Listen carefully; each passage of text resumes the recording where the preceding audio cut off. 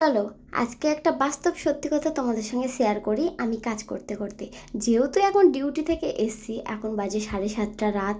তো রাত্রেই আমি যেহেতু কাজ করি, এসে সংসারের সমস্ত কাজ তো কাজ করতে করতেই তোমাদের সঙ্গে শেয়ার করি আমার জীবনের কিছু কথা। আজ থেকে 10 বছর আগে আমার বিয়ে হয়।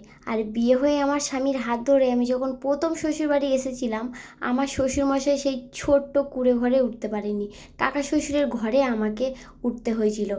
কেননা আমার শ্বশুরমশাই গত হয়েছে অনেক বছর আগে। তখন আমার হাজবেন্ড মাত্র 5 বছর বয়স ছিল। আমার শাশুড়ি মায়ের 3 ছেলে আর 3 মেয়েকে নিয়ে সংসার ছিল।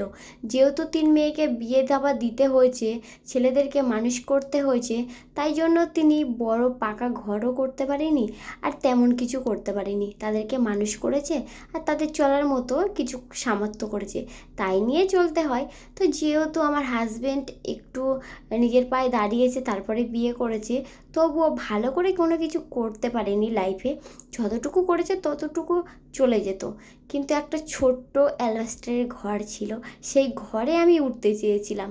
কিন্তু শাশুড়ি মা আর আমার বরমশাই কী চিন্তা ভাবনা করলো, তা আমার শ্বশুরের বাড়ি উঠতে হলো। সে যাই হোক, উঠেছিলাম তখন। তো তারপরে নিজে নিজে এটা ফিল করছিলাম যে আমার যতটুকু ঘর থাকতো না কেন, আমার হাজবেন্ডের সেই বাড়িতে ওটা ঠিক ছিল, অন্য কারোর বাড়ি না উঠে। যাই হোক, সেই দিনটা পার হয়ে গেছে। তারপর সংসার শুরু করলাম। সংসার শুরু করতে করতে পাড়া প্রতিবেশীর অনেক কথা শুনেছি। অনেকেই আমাকে বলতো, এই ছেলেকে কেন বিয়ে করেছো, যার ঘর নেই, যার কোনো কিছু নেই, তাকে কেন বিয়ে করেছো। একটা কথা আমি এটা মানতাম, ভগবান আমার জন্য যেটা সিদ্ধান্ত করে রেখেছে সেটাই হবে, আর ভগবান আমার কপালে যা রেখেছে সেটাই হবে। পাড়া প্রতিবেশীর কথাইতে বা আমার বাবা মার কথায় বা আমার কথায় কিছুই হবে না, কারণ আমার কপালে যা আছে তাই হবে। গরিব সব মানুষই হয়, কেউ কিন্তু বড়লোক হয়ে পৃথিবীতে জন্মায় না। ভাগ্যেই যদি থাকে তাহলে সব কিছু করে নেওয়া যাবে। কিন্তু গ্রামের অনেক অনেক বয়োজ্যেষ্ঠ লোক আছে, তারা অনেক কথা বলেছে, এমন এমন কথা বলেছে, সংসারের ঝগড়া বাঁধানোর কথা বলেছে। কিন্তু আমি কোনো কথা কান না দিয়ে আমি মন দিয়ে সংসারটা করেছি। কেন বলো তো? কারণ আমি এখানে সংসার করতে এসেছি, ঝগড়া করতে নয়।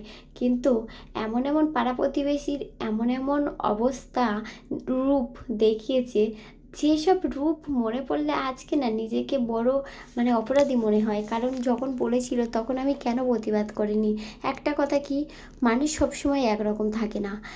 যখন আমার হাজব্যান্ড আমার বিয়ে করেনি তখন অনেক কিছু করতে পারে, অনেকের সঙ্গে প্রেম ভালোবাসা করতে পারে, কিন্তু এই নিয়ে আমাকে অনেক লোক অনেক কথাই বলেছে, জানো তো। একটা কথা কি, এটা মানি যে কেউ কারোর সঙ্গে কথা বললেই ভালোবাসা হয় না। ভালোবাসা হতে গেলে একটা মনের মিল